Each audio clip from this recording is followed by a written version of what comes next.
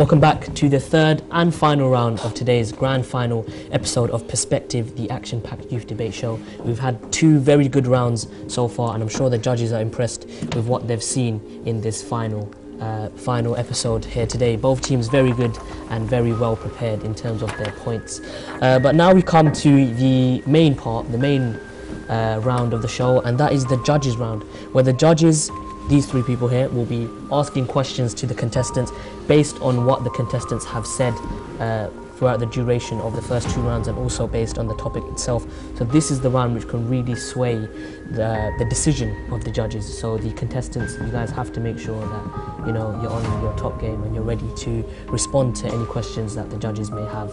And another thing that should be pointed out is that make sure you answer the actual question that the judge is giving you and don't go off track. Okay, so I'm going to come over to the judges now. I'm sure you guys have got some questions prepared. Before we go in, can I just ask you guys to make sure that the amount of questions each team receives is equal. So I'm going to come to Mahmood. I'm going to come to you first. Do you have a question for either team? Yeah, I've got a question for the Smart Hallows. Do you not think over-surveillance would create a level of distrust in society and maybe a disruption of the community spirit? So where people are just generally distrust each other and don't really have that kind of collaborative community spirit. 92% of the population approve of surveillance in society, and 89% on tube and trains, 86% outside pubs, and 84% approve of their usage in town high streets. And also, if you have lots of surveillance, it allows the general public to feel safe in and around their area. And I feel like it's important to feel safe, because you wouldn't really want to have someone on the loose, would you? Okay, thank you very much, Smart Hallows. Mahmood, are you pleased with that? I definitely wouldn't want a criminal on the loose, so yeah, very good answer, very good answer. Okay, I'm going to come to David now. David, do you have a question? Yes, I have a question for arguably the best. In some of your arguments, it appears that you have valid arguments regarding surveillance, but it all revolves around the misuse of surveillance rather than an argument against surveillance in itself. I mean, the example you gave of a phone hacking, for instance, isn't this an example where if you have good controls, then you can actually prevent some of the misuse of surveillance? So are you actually arguing that we should have better controls, or are you arguing that we should have no surveillance? Okay, so do you guys think that surveillance should be there, but there should be better control of its use, or that there should be no surveillance at all? We're arguing that there should be no surveillance at all, for the fact that we've mentioned previously in our opening statements that surveillance is very expensive. For the police budget that they're given annually, last year 75% of the money was spent on surveillance and surveillance techniques.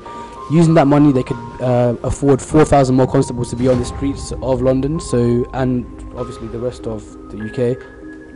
But yeah, we're arguing against surveillance for that fact that it's ineffective and it's cost inefficient. Okay, thank you very much. So the economic side of the argument, David, you happy with that? I hear their argument. Okay, and finally I'm going to come to Mahathir. Do you have a question for either team? My question is actually for arguably the best, and I think you were very right and very good when you questioned a essentially logical incoherence on the part of this team in relation to their view of the police. But I think I've picked up on incoherence in one of your arguments. And that is essentially what I believe you're saying is, instead of surveillance, you're advocating for more police.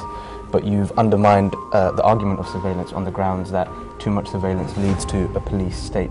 But surely instead of surveillance and more police will contribute towards more of a police state. So in the absence of surveillance, what is the alternative you're putting forward? We haven't actually said that police will be the replacement for surveillance. We've said that we can afford to do more. However, there are also other alternate methods that can be used with the money that you get you safe from surveillance, such as actually investing in youth projects and youth centres around areas so that you can actually deal with the problem at the centre, which is the people who are committing the crime. Because surveillance doesn't deal with them, it deals with deterrence, and it deals with catching the criminals after the crime has been committed.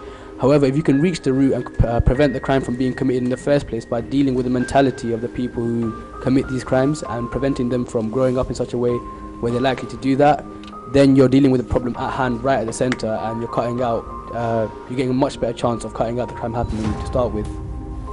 Okay, thank you very much, Jason. I'm sure you'd feel that he's dealt with the incoherence in his previous Very argument. well, yes. Okay, now can I come back to Mahmood again? I actually, I had a very similar question to what Mahathir just asked, so to the argument the best. So I'm going to pass it on to possibly David for the smart highlights. David, do you have another question? Right. I'm interested in your. My question is, who's watching the watchers? How, again, following along the lines of how surveillance can be used, and you talked about training, which I agree is a very important thing. You have to go through vetting controls to be able to watch the monitors and watch videos.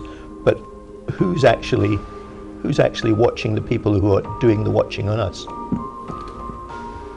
Okay, so the people who actually watch the CCTV footage, which watches us, those people who watch the CCTV footage, who is making sure that they are doing the right thing in terms of their use of CCTV and the decisions that they come to? It depends on the country itself. Some countries leave the people who are watching who are watching CCTV footage on their own because they are being trusted. However, in countries like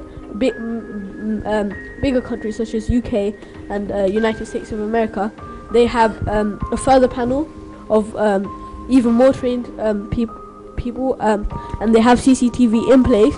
So in case of any allegations that they have, that the people who are watching the CCTV have accused false things, that CCTV will be then watched by other people to make sure that they have been that what they are watching is actually quite right.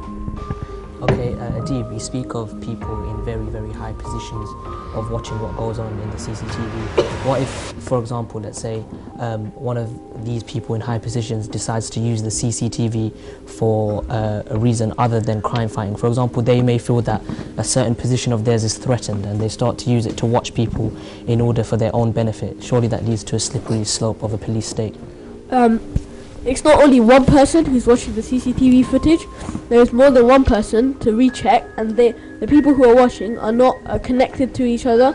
They make sure that they're not connected. So one person will put their what they think, and another group will will put what they think. So then they can see the similarities and see who's actually telling the truth. Okay, thank you very much, Adib. Yeah, I'm fine. I think you have an idea. I would have really liked to have mentioned that there's a judiciary, there's a legal system, there's that often requests for surveillance, and that has to go up before a judge, and that would have been very useful to have heard you bring that into your argument. Okay, we possibly have time for about 2 more questions. So I'm going to come back to Mahathir. Do you possibly have another question, perhaps this time for the Smart Hallows? I guess I could put this question out to both teams. Sure. Essentially, there's been an argument which has consisted of a trade-off between safety and security and people's privacy. So I guess what I want to very bluntly ask is, of the two, which do you prioritise? People's safety and security, or people's privacy? So I'm going to come to, I'm going to ask arguably the best to answer that question first, since you guys have been debating that security is not as important as privacy. So how would you guys respond to that? And I want you guys to think of a response for that question as well. So we've had Mahathir put out seems to be a very difficult question for both teams here, and we can see that they're talking to each other, going through their thought process. So arguably the best, can I ask you guys now to please respond to the question?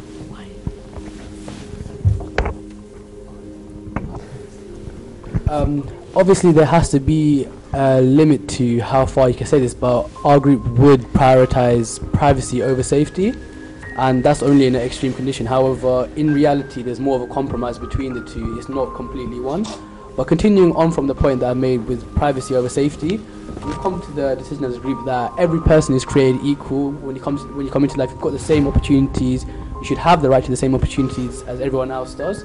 And so your priority in life should be looking after yourself and those around you, providing you're not harming anyone else in that attempt. So you're entitled to live your life in the way you want to live your life, just as it would have been hundreds of years ago when there was no established governments or parliaments or laws fully abiding by people. So you should be allowed to live your life in the way you want it without intrusion from a higher power who's taken the choice that they are above you in that sense. Okay, thank you very much, Jayshan. Thank you very much. Team Arguably the Best. And now I'm just going to ask Team Smart Hallows to respond to Mahathir's question, and we're going to move on. I have a statement which juxtaposes their statement. I would rather go for somebody safe than privacy, because if you know you're not a criminal, then what is there to hide? If you know that you're not doing anything bad, you know that inside, you should know inside that if I'm not a criminal, why should I be scared? If life is if police if you see a police walking down the street, do you feel scared? No, because you know you've got nothing to hide. So it's the same when someone checks your private conversation. If you have nothing to hide, there's nothing to be scared of. Okay, and I think that's a good way to end the question round. So that brings an end to the three main rounds of our final and the three main rounds of perspective as a whole. I mean, it's been a very, very long journey. We've come from preliminary rounds to, quarterfinals, semi-finals, and now the grand final. And we've seen some very, very good teams go head to head. But I'm sure you guys will agree this is the best debate we've had so far. And I mean, it's coming from two teams that have come all the way. We've had arguably the best, who were here right from the start, and we had the Smart Hallows, who were made as a wildcard team of best speakers. So now we're going to come on to the final bit of this of perspective as a whole, and the final bit of this episode, and that is the judges' decision. So judges, I'm going to ask you guys to decide on two things. That is, firstly, who was the best speaker for this grand final. You guys can discuss with each other who you think that should be, and finally the actual team who won. So the system is, you guys take a post-it note, anonymous from other judges. You write which team you thought won, you fold it up, put it into the box, and David will slide that across to me, and I will announce the winners from there. But firstly, judges, can you guys quickly, very, very quickly discuss who you think the best speaker was? Well, we're relatively happy about our choices for a best speaker. Oh, so you've come to decision? We have come to decision. We're having, we need a little bit more time to decide, because it was very close between the two teams. But do you want to hear our best speaker? Yeah, I'd like to hear your best speaker. David, would you like to announce it? Right. Well, our best... Can I get a round of applause, please, after as well? Speakers is one from each team, and from the Deadly Smart Hallows. Smart Hallows. Adib. Congratulations, Adib. You have won a grand final best speaker award. Something very hard to achieve, so well done. And from the arguably the best team, it is Jayshan. Well done, Jayshan, well done. Okay, so we've got two best speakers here. Two best speakers, one from arguably the best, one from Smart Hallows. So you can just see the quality that both teams had today in terms of this grand final debate, and the judges have shown that in them giving two best speaker awards out. But now the judges have to come to the final decision, and that is which team won. Sure, you can just have some time, but I need you guys to write it on the post-it notes and pass it over to me. So I just want to say, before I announce anything, both teams did very well. Huge congratulations on making it this far in the program. I think you had to beat a total of 3 teams each in order to get here, and now one of you is going to have to beat a 4th team to be crowned as the winner. So the first vote of the winner of perspective as a whole goes to arguably the best.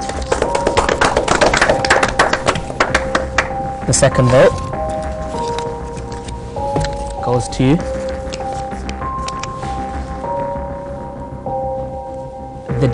Smart Hallows. So well done to the Smart Hallows. And finally, the winner of perspective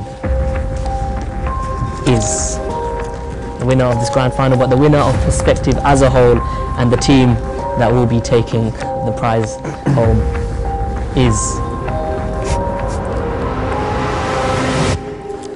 the Smart Hallows. Well done, guys. You guys have been crowned Perspective champions overall. A huge congratulations to you. Very well done. You've made it all the way. You came in as a wildcard team, made of best speakers, but you fought your way through the quarterfinals, semi-finals, and now you're here in the grand finals, and you guys have won. Well done to you. Commiserations to arguably the best. You guys did very, very well. Straight from the preliminary rounds, you were a very strong team, and you've made it all the way here to the final. So can I get a round of applause yet again for both teams? And also, since this is the last actual debating program, I'd like to give a huge thanks to the judges. Once again, these guys have been here the whole time. Well, some more than others have been here and done the tough work of having to, grill the contestants and having to come up with the tough decisions. So that brings us to an end of Perspective as a whole. We've seen some very, very lively debates over the course of 14 weeks. We've seen some very good speakers, we've seen some very good points, and some very controversial topics being debated. I'm sure everyone here would agree it was a very fun experience, a very enjoyable one, and it's been a very, very long journey, but sadly it has to come to an end. So just a quick recap. Today we had Adib and Jayshan, who are best speakers, but we had the Smart Hallows, who have won Perspective as a whole and are the debating champions. So just one more time, guys. Let's give them a round of applause. Well done. Thank you very much to the viewers. Thank you very much to you guys for watching and staying with us for the course of 14 weeks. Make sure you stay tuned for our last episode, which is the prize giving episode, where the winning team and the best speakers will come back in to collect their award. I hope you've enjoyed it. I've definitely enjoyed it. But until the next time, it's goodbye from me and everyone else here. Goodbye.